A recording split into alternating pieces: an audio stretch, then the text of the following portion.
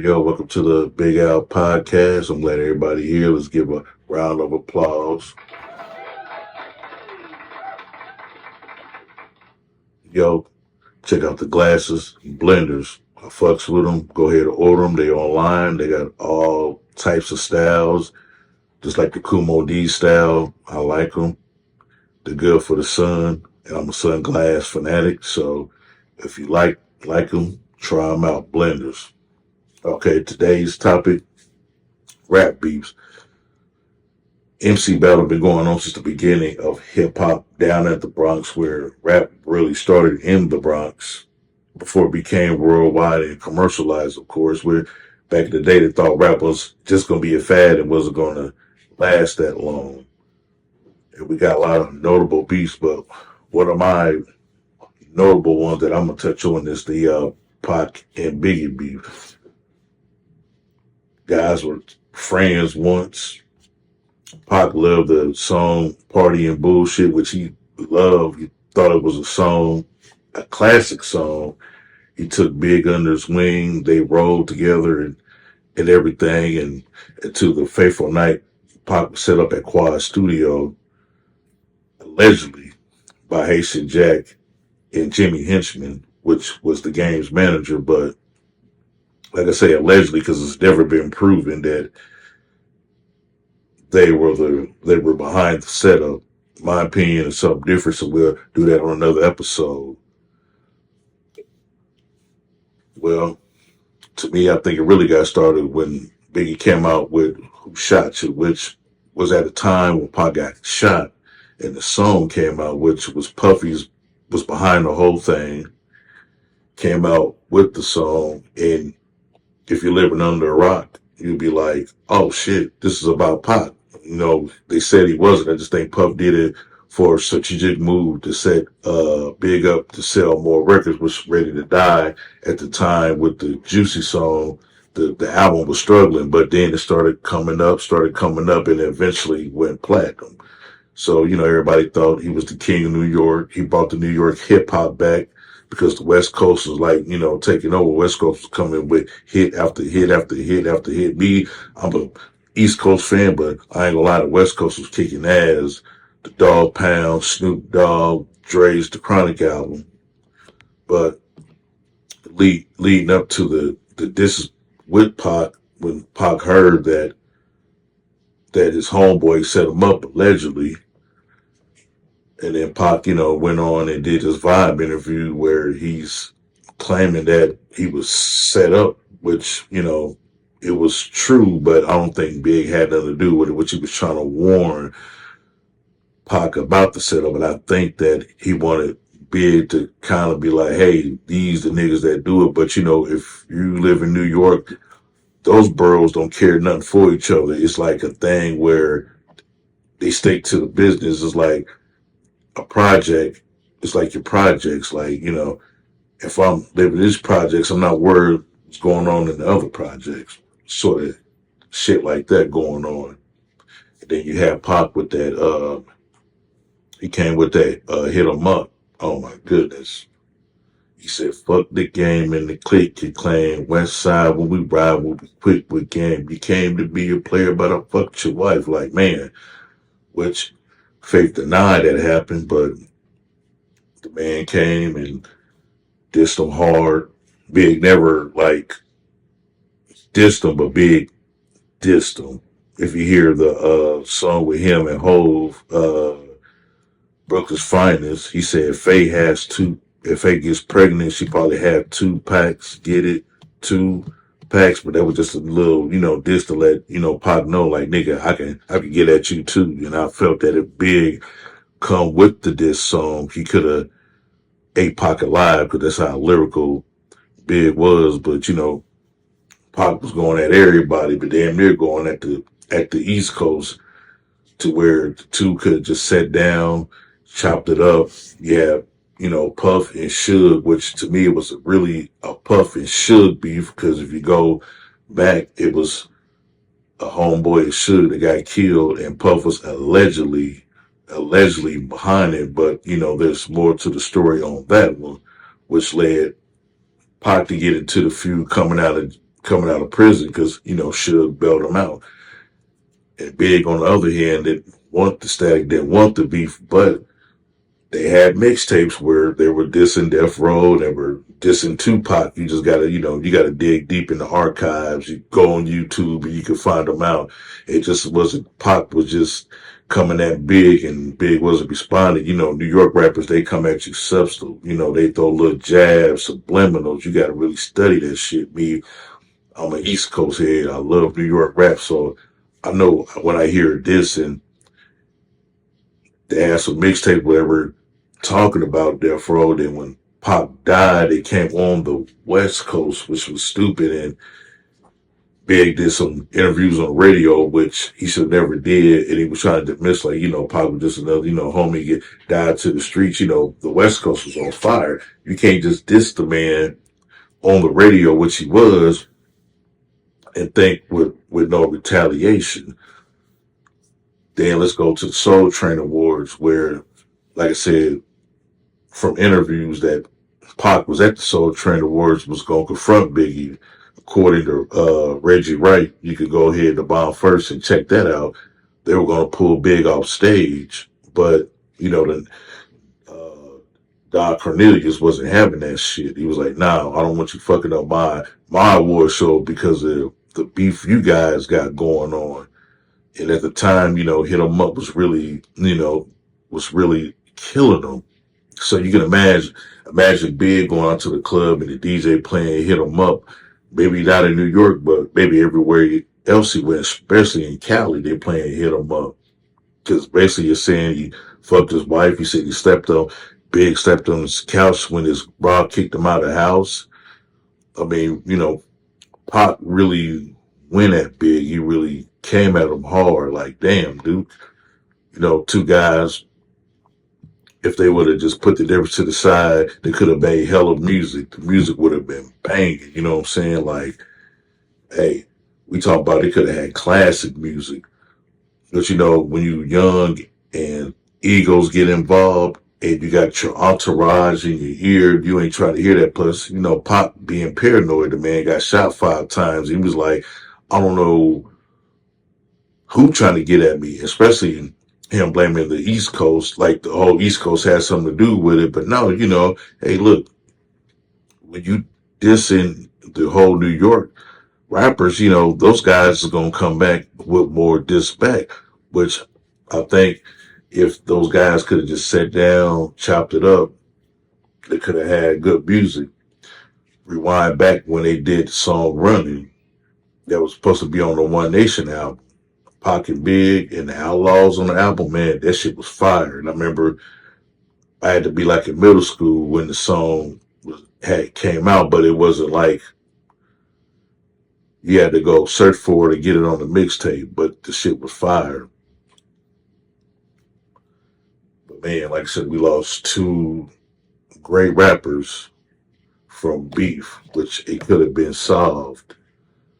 But like I said, when egos get involved, shit go down. Now I like to touch on one of my one of my top favorite beefs, Ice Cube and NWA. Wow. Hell of a beef. Vaseline to me is one of the top diss songs of all time. They say Hit 'Em Up, but I think Hit 'Em Up, it went kind of personal, because he came at Mobb Deep, said one of you niggas got sickle cell or something, and it was like, man, like, dude, that nigga was not playing around. But back to the Ice Cube and NWA beef, which stems from Ice Cube being a smart guy, being with Ruthless Records, like, damn, we ain't getting paid nothing. You get a contract, you get a sign it for $5,000, I believe, 25,000 or something to that effect. I need to research it more. Q was the smartest money. Told the guys, like, man, we getting screwed here. The record company's making all the money. And I think Eazy-E wasn't like really privy to the business part of the music part. Jerry Heller was, because he was already in the business, but E was not privy to it. And Dr. Dre and those guys thought like, Easy E Cube was holding him up, and Cube was smart. He left because all in all, Cube didn't have any money, so he went over to the East Coast, got with Public Enemy's producer. He came out with America's Most Wanted, which is a classic album. I mean, man, it was some bangers out there, man. That Cube album was a banger. But if my memory serves me correctly, I remember NWA came out with Benedict Arnold, basically dissing Ice Cube, and on the EP 100 Miles Running, they're dissing Ice Cube for his business decision because he was smart. He was like, "Now I'm not about to get fucked out of my money," and you know, for that, everybody on the record label was probably getting screwed except for E. Like I said, Easy E wasn't privy to the business side, I believe, because I think he would have gave all of them a fair share of the money. But then when Q came up with the Vaseline, man, oh, he ate them alive. Ate them alive, especially Easy E. Talk about to get screwed by Jerry Heller. Talk about having eaten dinner with the president because he bought a plate to sit with the president, and those things. Only rapper at the time to even do that. But he kind of killed Easy. Tore him apart. But like I said, NWA threw the shot first with Benedict Arnold on Niggas for Life album. They really came at Ice Cube. Ice Cube, like, damn, what the fuck, So Cube came out with the No Vaseline. He said, Cube, punk is always into something, getting fucked that night by Mr. Shit Packer, bend over for the goddamn cracker, no Vaseline.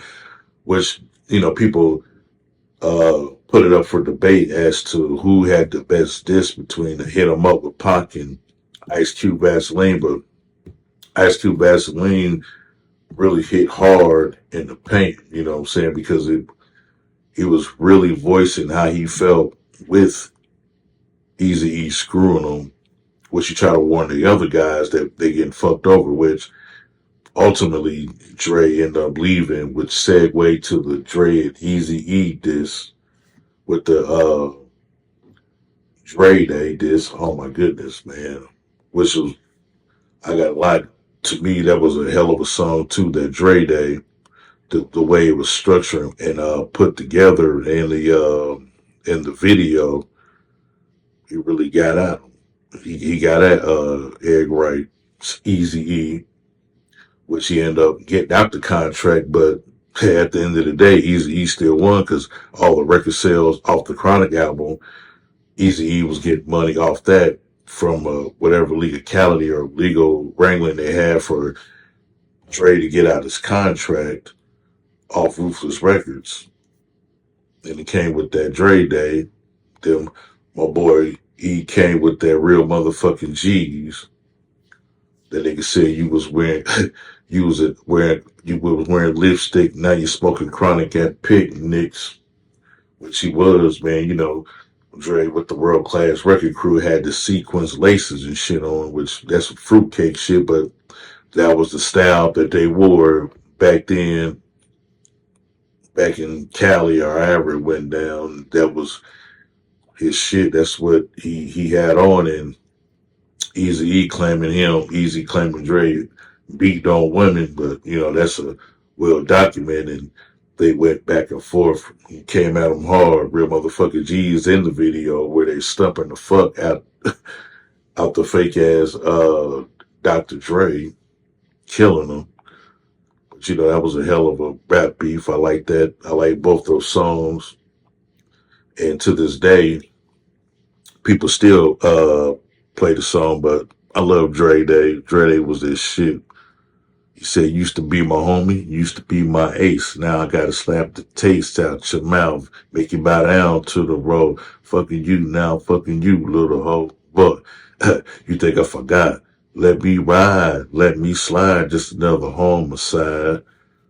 Hey, two friends over money and ego break up, but they released classic music.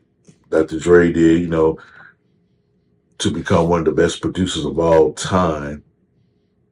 That's what they say, but I beg to differ on that. Then Easy E, a legend, which we lost to him, having HIV, but he came and, like I said, he came with real motherfucking G's and showed motherfuckers like he wasn't playing with Dre. Like you just ain't gonna throw shots at me, and I'm not gonna respond back.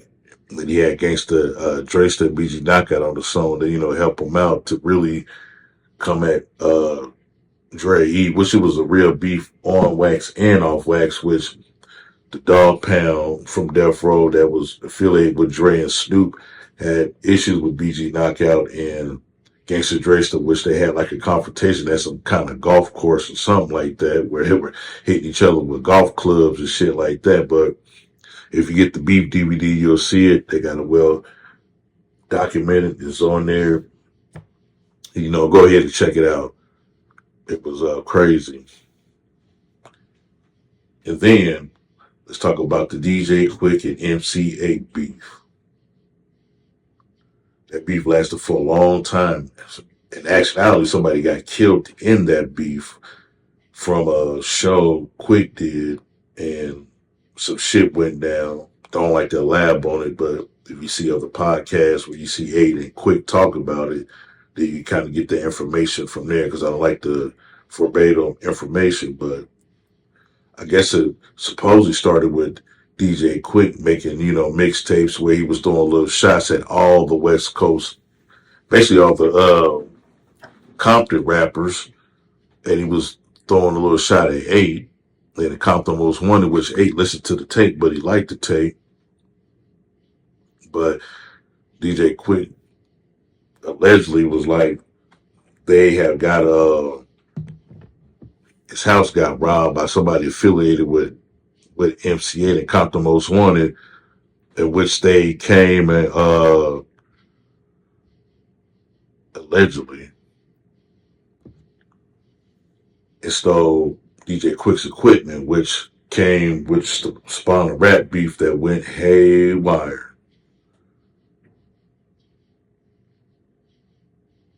So what happened was MC8 came and made You Can Get the Duck Sick. He made that way. He was dissing DJ Quick.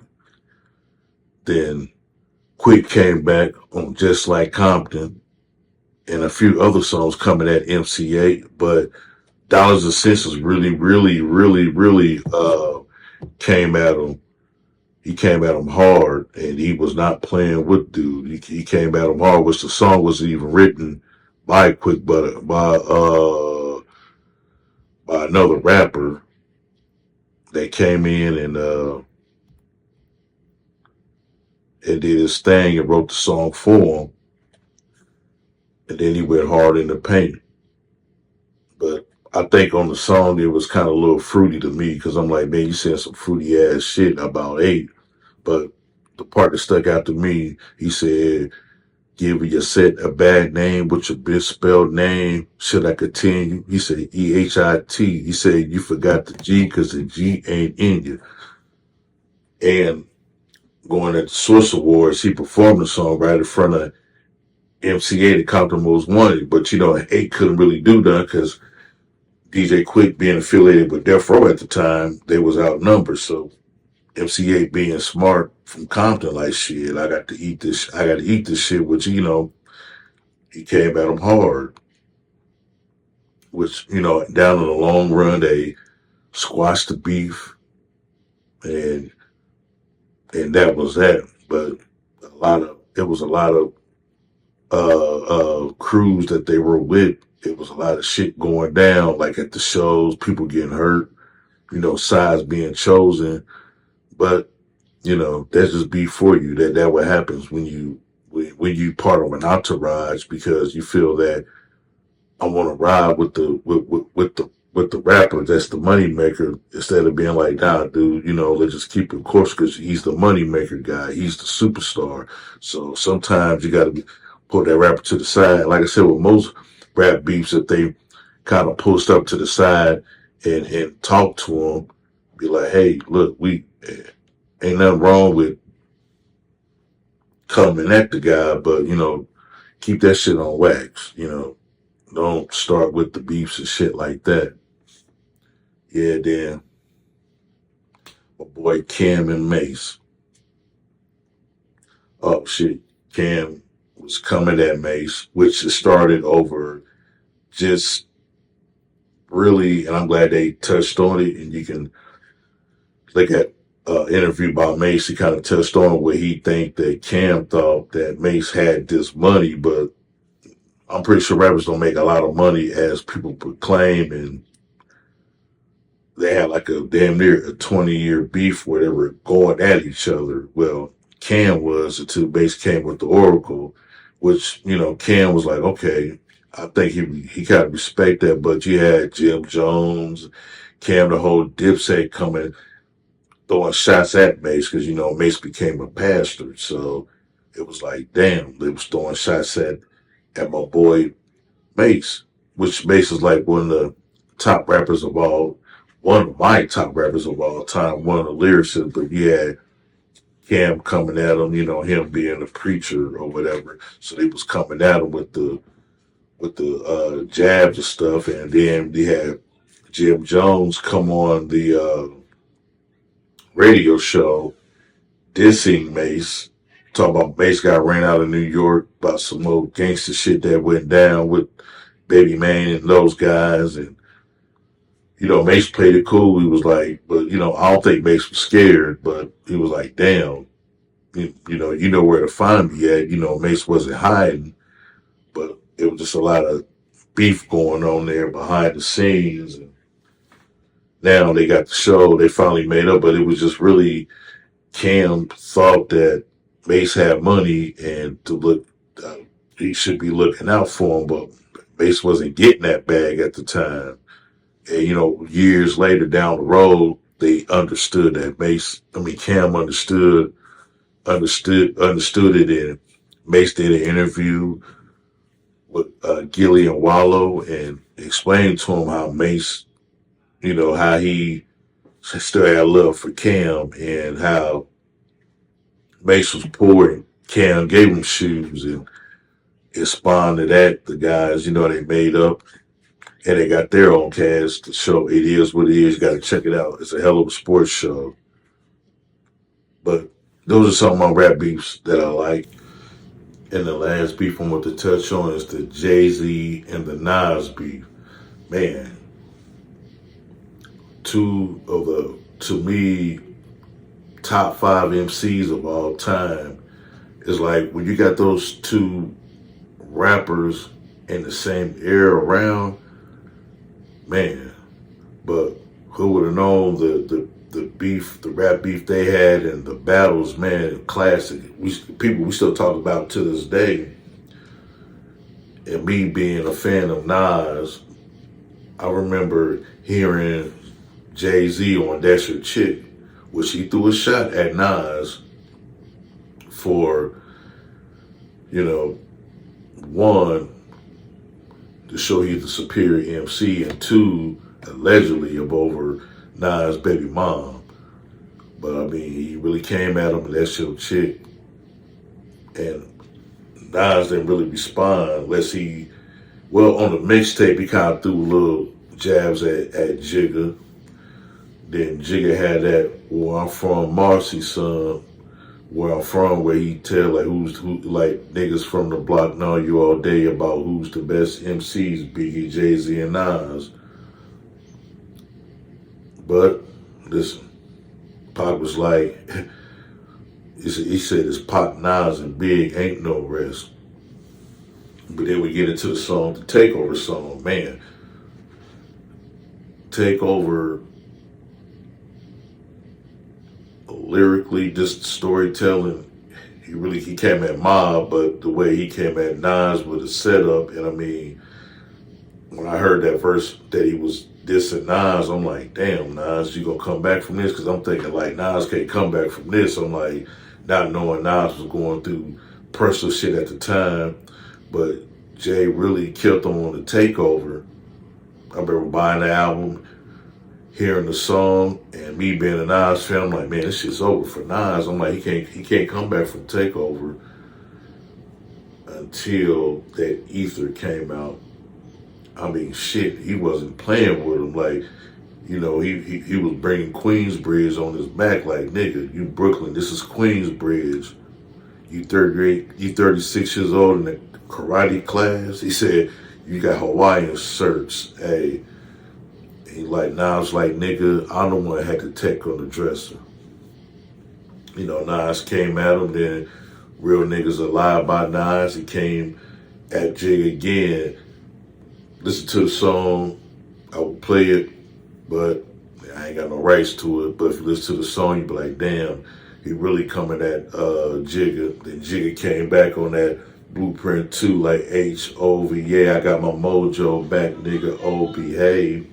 Where he was coming at Nas, because everybody knows, like, damn, this nigga Nas came hard at Jigga. This nigga wasn't playing around. You know, the whole Rockefeller team was trying to throw little shots at Nas. But like I said, Nas, he shut Jay down. You know, everybody who's a rap fan that said Nas won the battle, but he did. Ether was a good song, but the takeover, like, musically was better. It was a better song, better, well put together song, but I'm a Nas fan, so I'm gonna have to go on my nigga Nas. He really came with that Ether. It was just like, damn, nigga, he was really, really getting at Jay. He was just like, get real personal at Jay, and to show Jay that, look, I'm the more superior rapper. Which Nas was more superior lyricist, but Jay, he had better beats and better songs, and Nas had better beats, then be a different story. But now, like I said, Nas is still one of the best top 5 MCs of all time, and I stand on it. I approve it. I even put a cheer to it. Cheer for my dude Nas. But yo, this is the episode here. Remember, get the blender's glasses. I'm just sitting here clowning, just telling you my opinion. And hopefully you'll tune in for the next little episode that I'm gonna touch on. I'm gonna touch on today's generation versus yesteryear's generation. It'll be a good topic. Hopefully you tune in. I'm just giving you my opinion. Holler at me. Peace, love. And remember, get the blender's glasses. It's affordable. You can get it online. Go ahead and mess with it. Love, peace.